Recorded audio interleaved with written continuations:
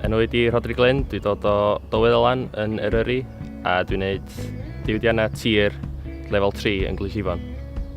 Dwi wedi gwneud 2 flynedd o amaethyddiaeth yn barod a dyddiau yma costau mwyaf mewn ffermio ydy peiriannau. So os dwi'n gwneud lefel 3 mewn peirianneg hefyd, fydd llai o gostau pan dwi'n dechrau busnes yn hun. Fel rhan o'r cwrs, da ni'n gwneud lot o gyrru peiriannau, tractors yn enwedig. Da ni'n cael lot o ticedi i wneud efo peiriannau. A da ni'n gwneud lot o trin metal a prosiectau. Ac da ni'n gwneud lot o cynnal a chadw i peiriannau sydd mewn i'r gweithdy pob dydd. Dwi'n byw yn o le o bell i ffwrdd o'r coleg, felly dwi'n aros yn yr hostal. A da ni'n cael gwneud lot o bethau gwahanol i gwir. Da ni'n mynd allan, go-kartio, paintballio, i'r cinema reit aml.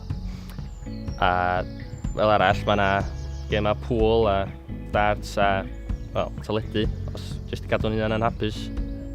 Ar ôl gorffan cwrs yn coleg, dwi'n mynnu trafeilio, gweld y byd a dysgu pethau newydd.